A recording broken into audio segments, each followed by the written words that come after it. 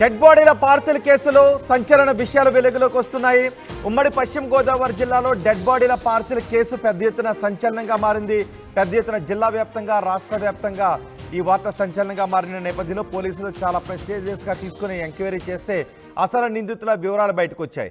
అసలు నిందితులను పట్టుకుని విచారిస్తూ ఉంటే ఇంకా సంచలన విషయాలు బయటకు వస్తున్నాయి. ఇప్పటికే పోలీసుల అదుపులో నిందితుడు శ్రీధర్ వర్మ ఉన్నాడు. శ్రీధర్ వర్మ నిత్య పెళ్లి కొడుకుగా తెలుస్తుంది. శ్రీధర్ వర్మ ఇప్పటికే 2-3 పెళ్లిళ్ళు కూడా చేసుకున్నాడు. ఇప్పుడు మీరు ఆర్టీవీ స్క్రీన్ పైన చూస్తున్న ఈ వ్యక్తే శ్రీధర్ వర్మ. వదినకు డెడ్ బాడీని పార్సిల్ చేసి పంపించింది ఇప్పుడు మీరు ఆర్టీవీలో చూస్తున్న ఈ వ్యక్తే. ఇతడు 2-3 పెళ్లిళ్ళు కూడా చేసుకున్నాడు. అయితే ఈ డెడ్ బాడీని పంపించడానికి కారణం వదిన ఆస్తిలో వాటా కోసమే డెడ్ బాడీని పంపించి బెదిరింపులకు పాల్పడినట్టుగా తెలుస్తోంది. పోలీసుల అదుపులో శ్రీధర్ వర్మతో పాటు 2 భార్యలు ఉన్నారు. మరో మహిళ కూడా ఉంది. ఇప్పటికే 2 పెళ్లిళ్ళు చేసుకున్నాడు. మరో మహిళతో సహజీవనాన్ని కూడా చేస్తున్నాడు. 3 మహిళలతో సంబంధాలు ఉన్నాయి. ఈ నేపథ్యంలో వదినకు కూడా బెదిరింపులకు దిగాడు. వదిన ఆస్తిలో వాటా కొట్టేయడానికే శ్రీధర్ వర్మ ఒక వ్యక్తిని చంపి ఆ డెడ్ బాడీని పార్సిల్ చేసి వదినకు పంపించాడు. డెడ్ బాడీని పార్సిల్ చేశాడు శ్రీధర్ వర్మ. శ్రీధర్ వర్మ చేతిలో హత్యకు గురయ్యాడు బర్రె పర్లయ్య. పర్లయ్య డెడ్ బాడీని పార్సిల్గా ఎందుకు పంపించాడు అనే విషయంలో కూడా పోలీసులు ఆరా తీస్తున్నారు. పర్లయ్యను ఎందుకు చంపాడు, పర్లయ్య బాడీని వదినకు ఎందుకు పంపించాడు అనే విషయంపై కూడా ఆరా తీస్తున్నారు పోలీసులు. శ్రీధర్ ఇంట్లో మరో ఖాళీ చెక్కపెట్టెను కూడా గుర్తించారు పోలీసులు. అంటే ఇంకెవరినో కూడా చంపి ఆ వ్యక్తిని కూడా ఆ చెక్కపెట్టెలో పార్సిల్ చేసి వదినకు పంపించాలనుకున్నాడా, ఆ రెండో వ్యక్తి ఎవరిని చంపాలనుకున్నాడు, వదినను చంపాలనుకున్నాడా, ఇంకెవరైనా చంపి వదినకు పార్సిల్ చేయాలనుకున్నాడా అనే విషయంపై కూడా పోలీసులు ఆరా తీస్తున్నారు. బహుశా ఇలాంటివి మనకి కొన్ని సినిమాల్లోనే కనిపిస్తుంటుంటాయి. మృతదేహాలను లేదా ఎవరైనా చంపి వాళ్ళ బాడీ పార్ట్స్ను వేరే వాళ్ళకి పార్సిల్ చేయడం అనేది సహజంగా మనం సినిమాల్లో చూస్తూ ఉంటుంటాం. ఇప్పుడు ఈ వ్యక్తి కూడా శ్రీధర్ వర్మ కూడా అలాంటి సినిమాటిక్ ప్లానే వేశాడు. కానీ ఒక అమాయకుడిని చంపేశాడు. బర్రె పర్లయ్యను చంపేసి ఆ మనిషిని, ఆ వ్యక్తిని ఒక చెక్కపెట్టెలో పెట్టి పార్సిల్ చేసి వదినకు పార్సిల్గా పంపించాడు. ఇప్పుడు మరో చెక్కపెట్టెను కూడా సిద్ధం చేసుకుని ఉంచుకున్నాడు. ఆ చెక్కపెట్టెలో ఎవరి బాడీని పార్సిల్గా పంపించాలనుకున్నాడు, వదిన్నే చంపేయాలనుకున్నాడా, లేదా తను ఆల్రెడీ పెళ్లి చేసుకుని 2-3 భార్యలు ఉన్నారు కాబట్టి వాళ్ళని ఎవరినైనా చంపి పార్సిల్ చేయాలనుకున్నాడా అనే విషయంపై కూడా పోలీసులు ఆరా తీస్తున్నారు. రెండో చెక్కపెట్టెపై కూడా శ్రీధర్ను పోలీసులు ప్రశ్నిస్తున్నారు. మా ప్రతినిధి మనోజ్ ఉన్నారు పూర్తి సమాచారం అందించడానికి. మనోజ్, పోలీసులు అదుపులో ఉన్న శ్రీధర్ను అతని 2-3 భార్యలను ప్రశ్నిస్తూ ఉంటే ఈ మృతదేహాల పార్సిల్ కేసులో ఎటువంటి విషయాలు వెలుగులోకి వస్తున్నాయి? రెండో చెక్కపెట్టెను ఎవరి బాడీని పార్సిల్ చేయడానికి సిద్ధంగా పెట్టుకున్నట్టుగా తెలుస్తోంది? Sridhar Varma alias Surendra Varma, Sudheer Varma alias Tirumani Varma.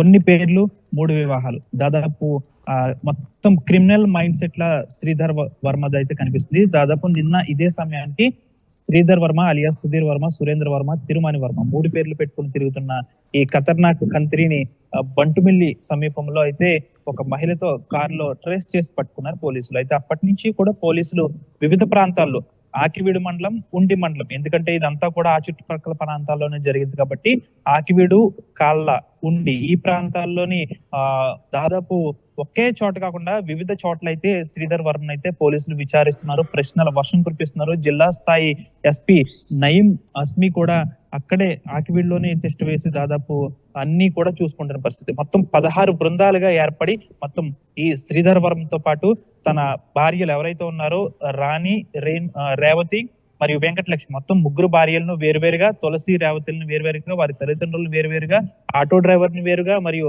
శ్రీధర్ వర్మ బంధువులను కూడా వేరువేరుగా మొత్తం ఆకివీడు పరిసర ప్రాంతాల్లోనే అత్యంత రహస్య ప్రాంతాల్లో వీరందరినీ కూడా 16 బృందాలుగా కూడా పోలీసులు విచారిస్తున్నారు. ఎందుకంటే ఇది మొత్తం కూడా 3 నుంచి 4 యాంగిల్స్ లో చూసే కోణం కాబట్టి దాదాపు అంతమంది బృందంగా ఏర్పడి కూడా ఈ విచారణ అనేది కొనసాగిస్తున్నారు. అంతేకాకుండా శ్రీధర్ వర్మతో సీన్ రీకన్స్ట్రక్షన్ చేసే పనిలో కూడా పోలీసులు పడ్డారు. పూర్తిగా కూడా శ్రీధర్ వర్మ ఎవరైతే ఉన్నారో తను 3 పెళ్లిళ్ళు చేసుకున్నాడు. అంటే 3 పెళ్లిళ్ళు కూడా ఒకరికి తెలిసి ఒకరిని చేసుకున్నాడా, లేదంటే ఇలా మోసం చేయడానికే చేసుకున్నాడు అనేది అయితే తెలియాల్సింది. అంతేకాకుండా తనకు సంబంధించిన ఎటువంటి ప్రూఫ్స్ కూడా ఇంట్లో లేవు. అసలు కనీసం అతని ఆధార్ కార్డు లేదు, ఓటర్ ఐడి లేదు, కనీసం ఎక్కడ కూడా తనకు సంబంధించిన ఇన్ఫర్మేషన్ ఒక్క కార్డు కూడా ఏది లేకుండా చేసుకున్నాడు. అంతేకాకుండా శ్రీధర్ వర్మ ఏం చేస్తాడో ఇప్పటికి కూడా ఎవరికి తెలియదు.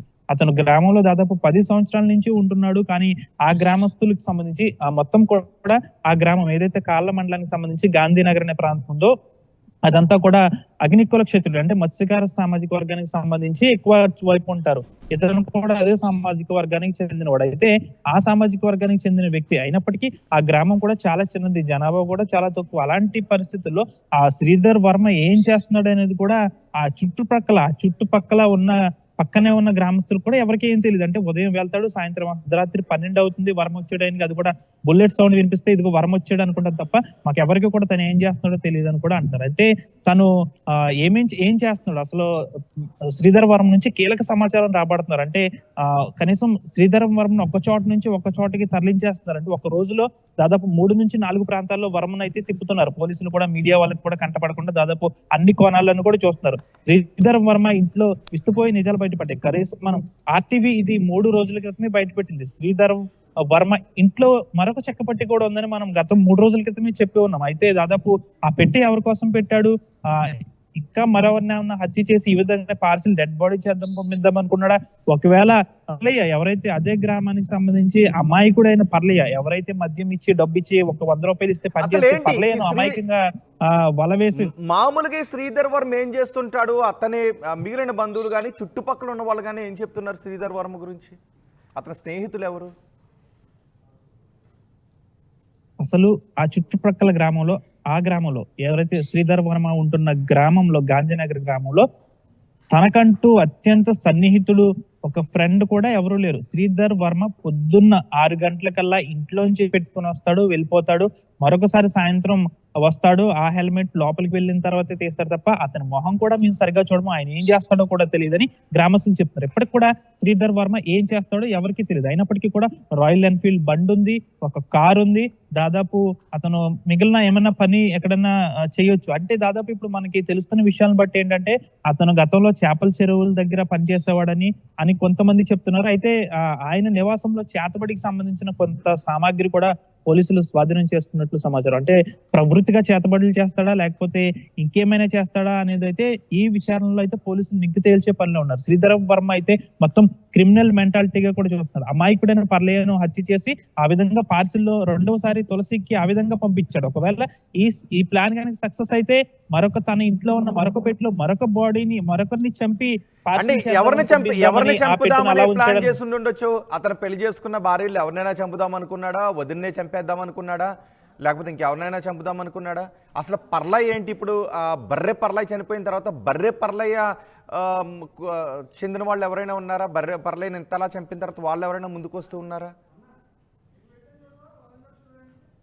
బర్రె పర్లయ్య ఇతని విషయానికి వస్తే బర్రె పర్లయ్య గత కొంతకాలంగా మద్యానికి బాధ్యత అయిపోయాడు. గ్రామంలో కనీసం ఒక 100 రూపాయలు ఇస్తే ఏదో ఒక చిన్న చిత్తగా పనిచేస్తాడు. ఆ 100 రూపాయలతో కూడా మద్యం తాగి ఎక్కడ ఉంటే అక్కడే ఉండే పర్లయ్య అంటే అత్యంత అమాయకుడు, అంతేకాకుండా మద్యానికి బానిసైన ఒక వ్యక్తి. ఈ తరుణంలో పర్లయ్యను తన భార్య బిడ్డలు కూడా వదిలేశారు. వారందరూ కూడా వేరే చోట జీవిస్తున్నారు. అంటే పర్లయ్యకు సంబంధించి గాంధీనగర్ గ్రామంలో వారి యొక్క అన్నదమ్ములు ఉన్నారు. వారి ఇంటి వద్దే నైట్ టైం పడుకుంటాడు, పగలు తెల్లారిన తర్వాత మరొక పని చేసుకుంటాడు. అదే క్రమంలో పర్లయ్యను ఈ విధంగా పర్లయ్యని ఎవరు పట్టించుకోరు కాబట్టి, పర్లయ్యని ఏం చేసినా ఎవరు పట్టించుకోరు కాబట్టి పర్లయ్యనే చంపేద్దాము అనుకున్నాడు. కాబట్టి అమాయకుడైన పర్లయ్య దొరికాడు కాబట్టి ఈ విధంగా చేస్తాడు. అంటే రెండో వ్యక్తి ఎవరు? ఒకవేళ ఈ పర్లేది సక్సెస్ అయ్యి ఒకవేళ ఎంత పోలీసులకు చెప్పకుండా ఈ ప్లాన్ అంతా వర్కౌట్ అవుతే రెండో వ్యక్తిని ఎవరిని చంపుదాం అనుకున్నాడు అనే దానిపైనే పోలీసులు విచారిస్తున్నారు. ఒకవేళ తన రెండో భార్య రేవతినే చంపేద్దాం అనుకున్నా, లేకపోతే ఇంకెవరినైనా ఈ విధంగా పర్లయ్య లాంటి వ్యక్తి గ్రామంలో ఇంకెవరైనా ఉన్నారా, వారిని ఏమన్నా చేతబడి చేసి ఈ విధంగా చేద్దాం అనుకున్నాడా, ఇంకెవరు ఉన్నారు అంటే రెండో వ్యక్తి ఎవరు, అతని టార్గెట్ రెండో వ్యక్తి ఎవరిని చంపుదాం అనుకున్నాడు, ఆ రెండో వ్యక్తి ఎవరనేది అతను అనుకున్నాడు అనే దానిపై పోలీసులు ఇప్పుడు విచారిస్తున్నారు కూడా. దాదాపు 16 బృందాలుగా కూడా అందరినీ విచారిస్తున్నారు. ఆటో డ్రైవర్ ని కూడా, ఈవెన్ ఆటో డ్రైవర్ తన కిరాయి కోసం, తన కూలి పని కోసం, తనకు వచ్చే డబ్బుల కోసం, ఒక 1000 రూపాయల కోసం ఆశపడ్డ ఆటో డ్రైవర్ ని కూడా ఇప్పటి వరకు పోలీసులు విచారిస్తూనే ఉన్నారు. దాదాపు మొత్తం 16 బృందాలుగా ప్రతి ఒక్కరిని కూడా ఈ విధంగా విచారిస్తారు. అంటే పర్లేకి సంబంధించి గాంధీనగర్ అనే గ్రామం దాదాపు మారుమూలన ఉంటుంది. ఆ రహదారి కూడా సరిగా ఉండదు. మనం కూడా స్వయంగా వెళ్ళాము ఆ గ్రామానికి, రహదారి కూడా లేదు ఆ గ్రామానికి. అలాంటి గ్రామంలో ఇటువంటి ఆ గ్రామస్తులందరూ కూడా భయపడుతున్న పరిస్థితి. ఎంత క్రిమినల్ మైండ్ సెట్ ఉన్న గ్రామంలో మేమున్నామా, మాకు చాలా భయంగా ఉంది, పోలీసులు వర్మనైతే ఉరి వేయాలంటూ కూడా ఆ గ్రామస్తులు కోరుతున్నారు. మరోవైపు పర్లేకి సంబంధించి భార్య భర్తలు ఇప్పటి వరకు మాట్లాడలేదు, కానీ ఆ పర్లేకి సంబంధించిన అన్నదమ్ములు అయితే మాట్లాడుతున్నారు. మా తమ్ముడిని ఇంత అన్యాయంగా చంపేస్తాడు కాబట్టి తను అసలు ఉరిశిక్ష వేయాలంటూ కూడా చెప్తున్న పరిస్థితి. అయితే దాదాపు మొత్తం అందరూ పోలీసుల కస్టడీలోనే ఉన్నారు. 3 భార్యలు కాబట్టి 3వ భార్య వెంకటలక్ష్మి ఎవరైతే ఉన్నారో తనతో కలిసి ఈ విధంగా చేశాడని అయితే భావిస్తున్నారు. ఈ రోజు సాయంత్రం లోపల ఈ కేసు మొత్తం ఒక కొలిక్కి వచ్చే అవకాశం ఉంది. మొత్తం కూడా అందరూ పోలీసుల అండర్ లోనే ఉన్నారు. విచారణ అయితే వేగవంతంగా సాగుతుంది. వర్మను కూడా ప్రతి ఒక గంటకు ఒక ప్లేస్ కి అయితే తరలిస్తారు. ఎందుకంటే తను ఎక్కడెక్కడ తిరిగాడు, ఏమేం చేశాడు అనేది కూడా మొత్తం అంతా కూడా రికార్డ్ చేస్తున్నారు. దాదాపు ఈ రోజు సాయంత్రానికి అయితే కేసు కొలిక్కి వచ్చే అవకాశం ఉంది. Right Manoj, dead body parcel కేసులో సంచలన విషయాలు వెలుగులోకి వస్తున్నాయి. పోలీసుల అదుపులో ఇప్పుడు మీరు ఆటో స్క్రీన్ పైన చూస్తున్నారు. మొదటి బాక్స్ లో ఇతనే శ్రీధర్ వర్మ పోలీసుల అదుపులో ఉన్నాడు. ఇతనికి 2-3 పేర్లు ఉన్నాయి. 2-3 భార్యలు కూడా ఉన్నారు. వదిన తులసి ఆస్తుల ఓటా కోసమే ఇంత దారుణానికి ఒడిగట్టాడు. డెడ్ బాడీని పార్సిల్ చేశాడు శ్రీధర్ వర్మ. నిజానికి డెడ్ బాడీ పార్సిల్ వదిన తులసి ఇంటికి వచ్చినప్పుడు అంతా కూడా భయభ్రాంతులకు గురయ్యారు. ఎవరు ఈ డెడ్ బాడీని పంపించింది అనే విషయంపై ఒకసారిగా భయభ్రాంతులకు గురయ్యారు, ఆందోళన వ్యక్తం చేశారు. ఒక ఆటోలో ఒక డెడ్ బాడీని పంపించాడు. ఆ తర్వాత ఎంక్వైరీ చేసిన పోలీసులు చనిపోయింది బర్రె పర్లైదుగా గుర్తించారు. బర్రె పర్లైని చంపింది శ్రీధర్ వర్మ. ఇప్పుడు మీరు ఆర్టీవీ స్క్రీన్ పైన చూస్తున్న శ్రీధర్ వర్మ 2-3 బాక్స్లో కూడా మీరు చూడొచ్చు. 2-3 పెళ్లిళ్ళు చేసుకున్నారు. తాజాగా 3 మహిళలు ఆ వ్యక్తితో ఉంటున్నారు. ఈ బర్రె పర్లైను చంపి వదినకు పార్సల్ చేసిన కేసులో ఈ ముగ్గురు మహిళలు కూడా ఈ శ్రీధర్ వర్మకి సహకరించినట్టుగా తెలుస్తుంది. అయితే ఆస్తి కోసమే వదినకు ఈ బర్రె పర్లయ్య డెడ్ బాడీని పంపించినట్టుగా తెలుస్తోంది. మరో బాక్స్ని ఇంట్లో సిద్ధంగా ఉంచాడు. మరి ఆ బాక్స్లో ఎవరిని పెట్టాలనుకున్నాడు? 3 భార్యల్లో ఎవరినైనా చంపేయాలనుకున్నాడా, లేక వదిన్నే చంపేయాలనుకున్నాడా, లేక మరో వ్యక్తిని ఎవరినైనా బయట వ్యక్తులను ఎవరైనా చంపి మరో పార్సెల్ వదినకు పంపించాలనుకున్నాడా, ఎవరిని చంపడానికి మరో పెట్టెను సిద్ధంగా ఉంచాడనే విషయంపై కూడా పోలీసులు ఆరా తీస్తున్నారు.